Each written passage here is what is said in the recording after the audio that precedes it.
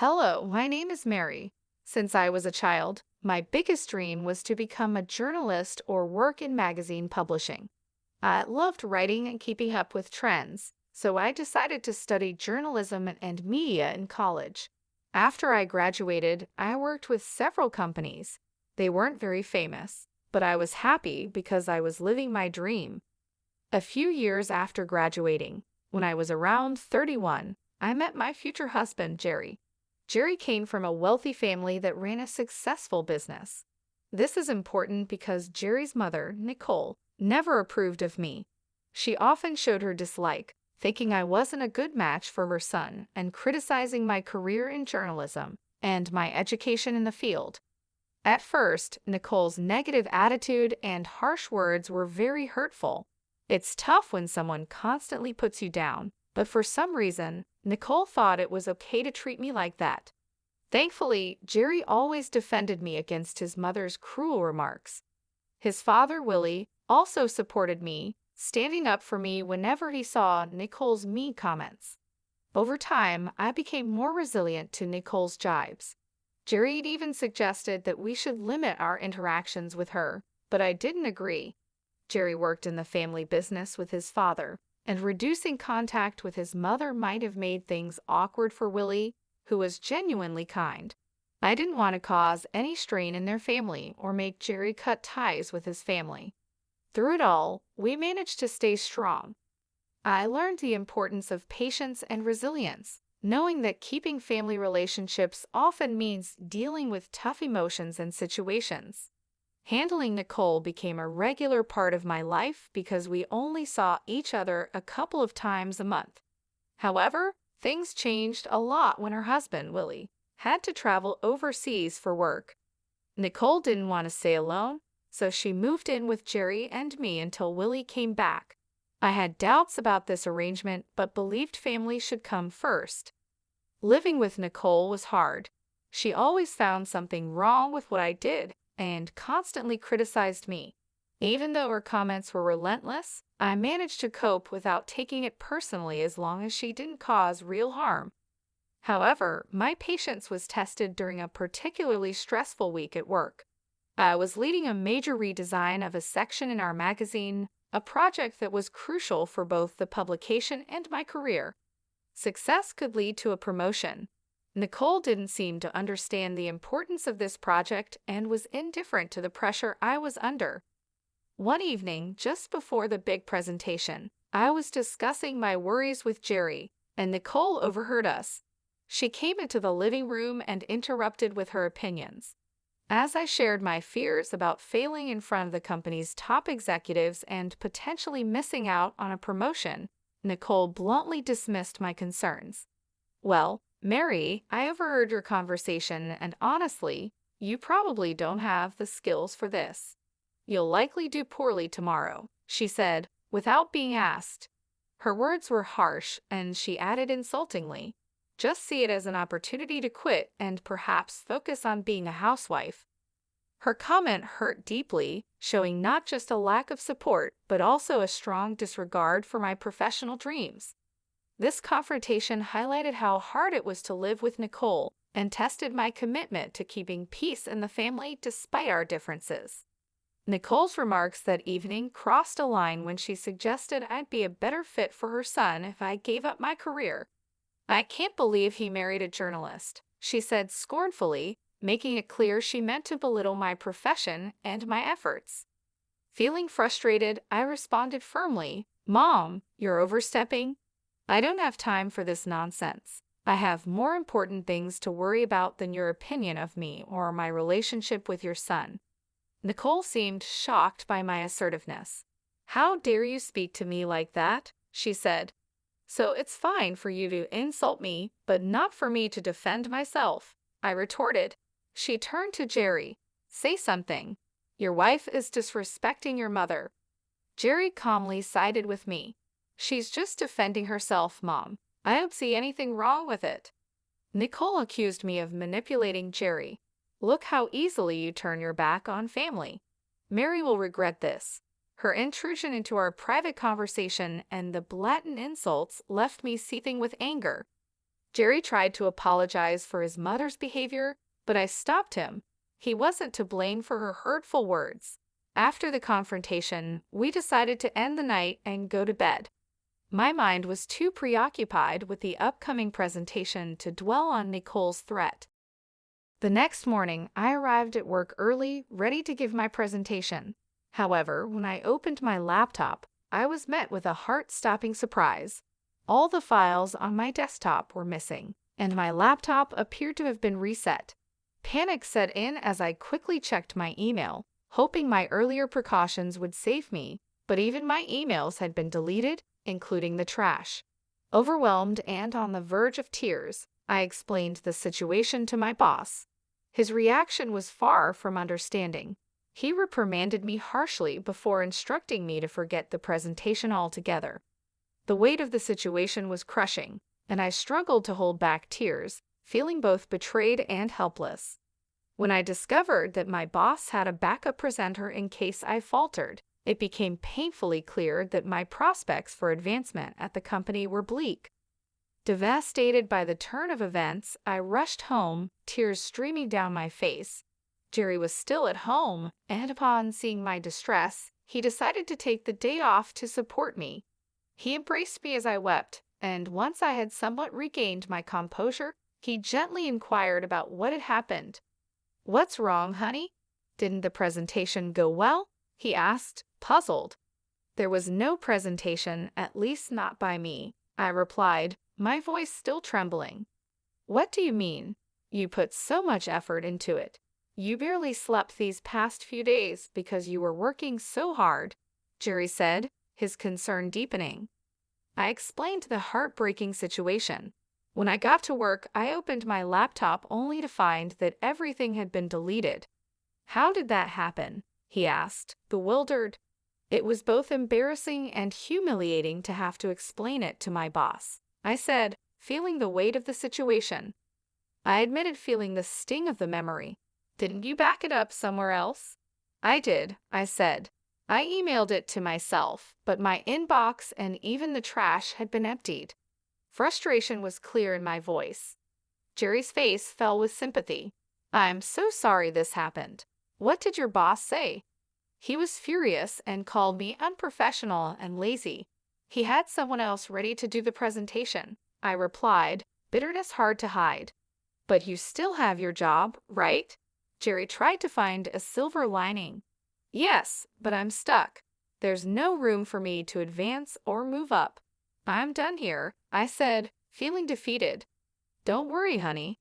You'll find a better job. I'll be here for you through it all.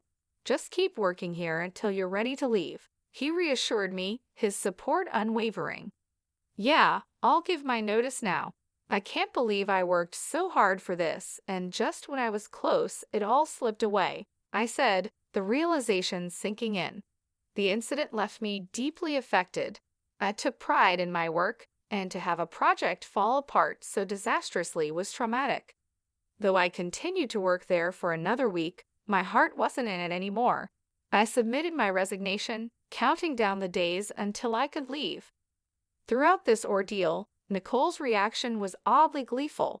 She once saw me in tears and made snide remarks, gloating over my misfortune. Initially, her words fueled my anger, but eventually I realized that her satisfaction with my struggles only reflected her bitterness. As I thought about Nicole's behavior, I couldn't shake the suspicion that her delight might stem from the hope that I would finally quit my job and become a housewife. Or, perhaps more unsettlingly, that she had a hand in the ruin of my career. The thought that Nicole might have sabotaged my laptop haunted me, fueling a nagging intuition that she was involved in the disaster. Before approaching Jerry with such a serious accusation, I knew I needed concrete proof. Determined to catch Nicole if she was indeed sabotaging me, I devised a plan to monitor her actions discreetly. I purchased a hidden camera designed to look like a smoke detector and installed it on the office ceiling. I sensed the device with my phone, setting everything in place to capture any misdeed. The next part of my plan involved baiting Nicole into revealing her possible involvement. I made it a point to appear visibly stressed and anxious around the office, hoping to draw her attention. Jerry was still at work, unaware of the unfolding drama.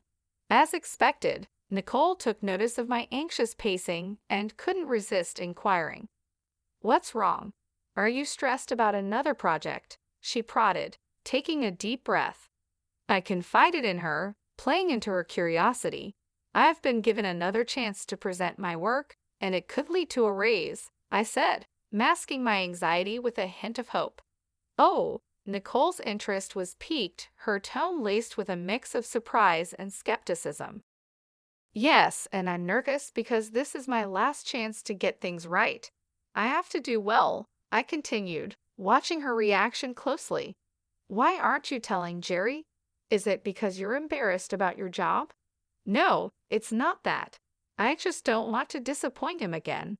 Please, let's keep this between us, okay?" I pleaded, trying to gauge her response. "I'm not promising anything, but it'll be interesting to see what happens tomorrow," she replied, her words chilling. "Why do you always want me to fail?" I couldn't help but confront her. "I just think you'd be better off as a housewife. It's less embarrassing than what you're doing now," Nicole scoffed, dismissing my concerns. Frustrated and needing space to prepare, I finally said, "I don't have time for this, and I don't care what you think. Please leave me alone so I can practice my presentation before Jerry gets home." With that, Nicole left, and I was left to hope that my hidden camera would reveal the truth behind her unsettling satisfaction. Nicole's smirk as she glanced at my laptop lingered in my mind long after she had left the office. I stayed put a little while longer, finally leaving only when Jerry arrived home. Throughout dinner, Nicole's occasional smirks continued, each one sending a ripple of unease through me. Later that night, after Jerry and I had settled into our usual routine of watching a few episodes of our favorite TV series, I decided it was time to check the footage from the hidden camera I had installed in my office. As we watched, the screen showed Nicole entering the office. There was no unusual activity until around midnight. That's when Nicole stealthily entered the office. I hastily showed Jerry the live feed on my phone. Initially puzzled, he soon watched in disbelief as Nicole tampered with my laptop, causing it to shut off and restart. Jerry's expression turned from shock to anger as he realized what was happening. Meanwhile, the camera captured Nicole rifling through my files. Unable to contain his frustration, Jerry stormed into the office. He burst through the door, startling Nicole, who spun around, caught in the act. "What are you doing in here, Ma?" Jerry demanded, struggling to maintain his composure. "Oh, nothing really," Nicole replied nonchalantly. "Then why is Mary's laptop open? Are you accusing me of going through her stuff?" Jerry pressed. "I think you did more than just go through it, Mom. Did you come here to tidy up at midnight? And Mary isn't the type to leave her laptop open. You know that?" Jerry retorted. "Don't talk to me like that. I'm still your mother," Nicole shot back defensively. "Yeah, my mother who seems to enjoy hurting and sabotaging my wife?" Jerry replied firmly. "We caught you on camera resetting Mary's laptop. You were spying on me? That's disgusting. How could you film me without my consent?" Nicole exclaimed, indignant. "I didn't put cameras in your room. I installed one in my office, and you went in there without my permission," I interjected, supporting Jerry and clarifying our intentions. The confrontation revealed the extent of Nicole's interference and deceit, testing the limits of family loyalty and trust. Despite the wrongdoing, Jerry remained firm in his decision. "Even if it was wrong, it's nothing compared to what you've done to Mary. I want you out of our house tomorrow," he declared unwaveringly. Nicole protested, her voice tinged with desperation. "But I'll be all alone." "I don't care. I don't want to talk to you," Jerry replied, his mind made up.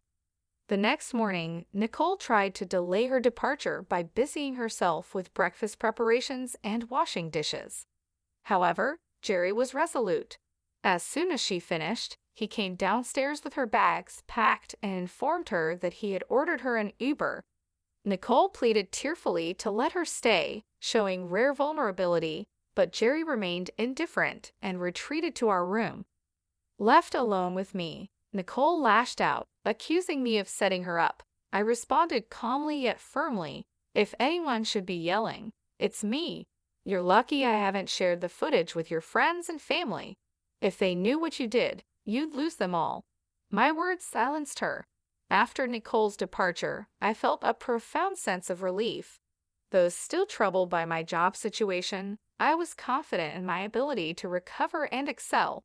Jerry supported me wholeheartedly through it all. Once my notice period was over, I took some time off to rest and plan my next steps. I enrolled in courses related to different parts of my field, focusing on a niche that could propel me further. I decided not to expose Nicole because I wanted to rise above her negativity and prove my capabilities on my terms. With Jerry's connections, a benefit of his family's wealth, I secured several promising recommendations. His unwavering support, coupled with my experience, eventually led me to a breakthrough. I was appointed as the chief editor at a globally recognized magazine. The work was challenging but fulfilling. During this time, the goal of proving myself to Nicole faded into the background. In fact, during those transformative months, we had no contact with her at all.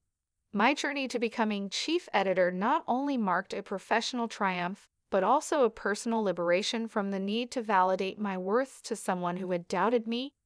Jerry continued to maintain a professional relationship with his father, Willie, as they worked together, but we heard very little from or about Nicole. Willie hinted that Nicole still harbored some resentment, though he remained tight-lipped about the specifics. Despite this, I was relieved that Nicole seemed to take my warning to heart. However, I knew a confrontation was inevitable, especially when I learned that both Nicole and Willie were invited to a significant company event I was attending. The party was a grand affair, attracting numerous prominent figures. Jerry and I made sure to look our best, aware that we were now both influential figures in our own rights.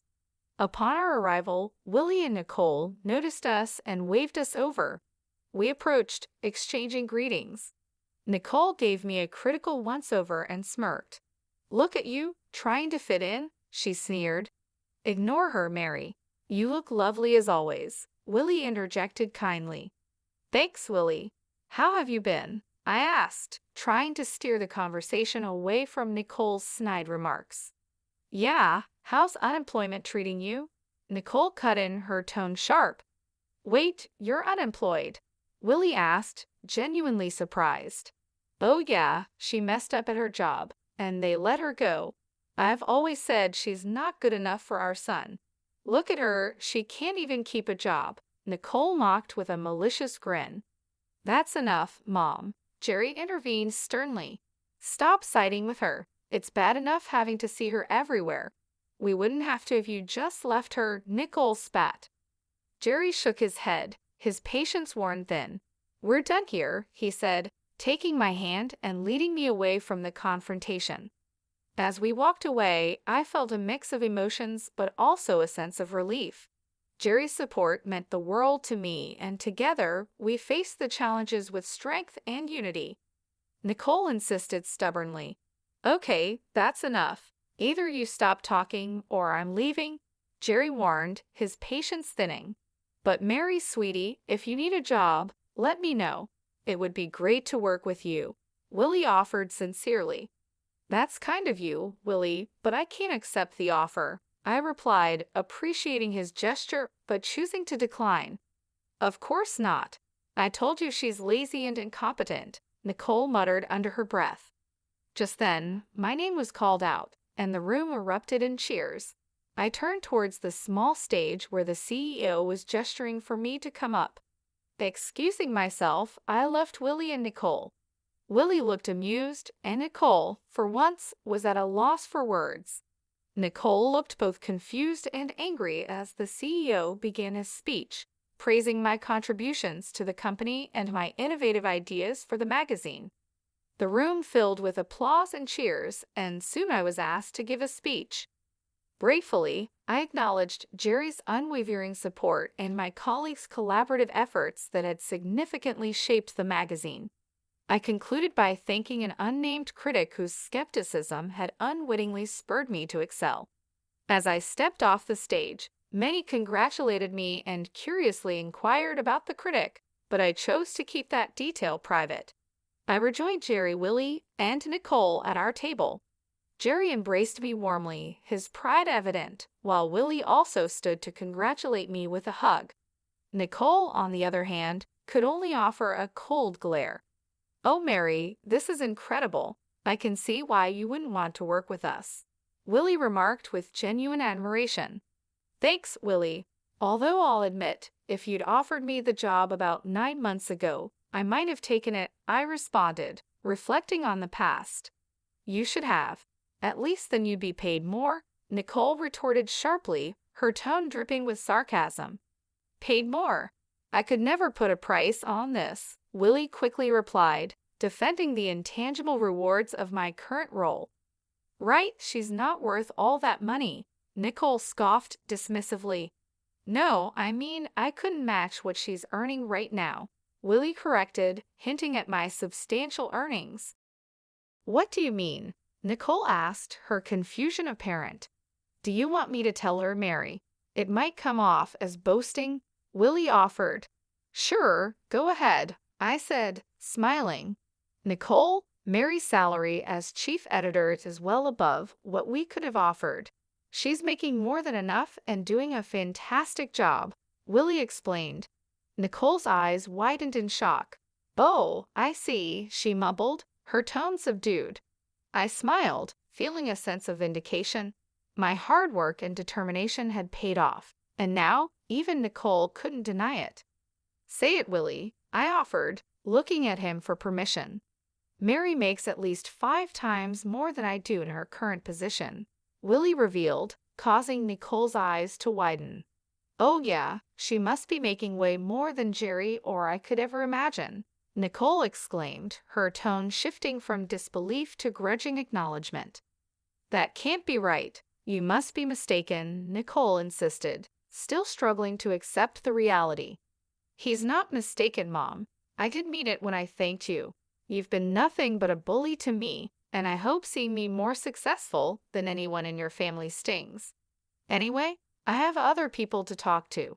"Excuse us," I said firmly, ready to move on from the negativity.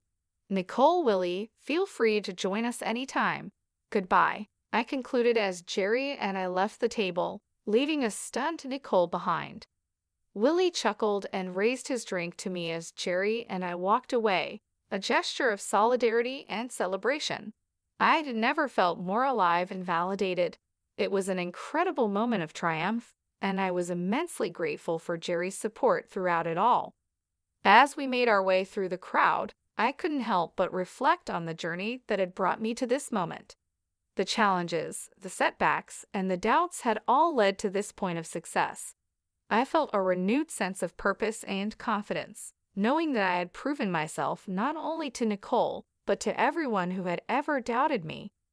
Jerry and I found a quieter corner of the venue where we could enjoy the rest of the evening. He looked at me with pride in his eyes and said, "I'm so proud of you, Mary. You've worked so hard and deserve all the success you've achieved." "Thank you, Jerry. I couldn't have done it without your support. You've always believed in me, even when I doubted myself," I replied, feeling a wave of gratitude. We spent the rest of the evening mingling with colleagues and friends, celebrating my achievements. The event was a blur of congratulations, laughter, and heartfelt conversations. Each person who approached me to offer their well wishes reinforced the fact that I had truly made it. My hard work and dedication had paid off, and I was now standing on solid ground, both professionally and personally. Later that night, as we returned home, I felt an overwhelming sense of relief and accomplishment. The weight of Nicole's negativity had been lifted, and I knew that I had finally broken free from her influence. Jerry and I talked about the future, dreaming about the possibilities that lay ahead. We were both excited about the new opportunities and challenges that awaited us. In the following weeks, I settled into my new role as chief editor with renewed enthusiasm. The work was demanding, but I thrived on the challenges, knowing that I was making a significant impact. My team respected and supported me, and together we pushed the magazine to new heights. The sense of fulfillment I felt each day was unmatched, and I knew that I was exactly where I was meant to be. Nicole's absence in our lives was noticeable, but it brought a sense of peace. Jerry continued to work with his father, Willie, and their relationship remained strong. Occasionally, Willie would provide updates on Nicole, hinting that she still harbored some resentment. However, these updates were few and far between, and we chose not to dwell on them. One evening, as Jerry and I sat on our porch, enjoying the quiet moments of the day, he turned to me and said, "You know, Mary, I'm glad we stood up to Nicole. It wasn't easy, but it was necessary. You've shown incredible strength and Nicole through it all." "I couldn't agree more," I replied, smiling. "We've come a long way, and I wouldn't change a thing. Our journey has made us stronger and more resilient." As the sun set, casting a warm glow over our home, I felt a deep sense of contentment. The road ahead was still uncertain, but I knew that with Jerry by my side, we could face anything. We had weathered the storm, and now we were ready to embrace the future with open hearts and minds.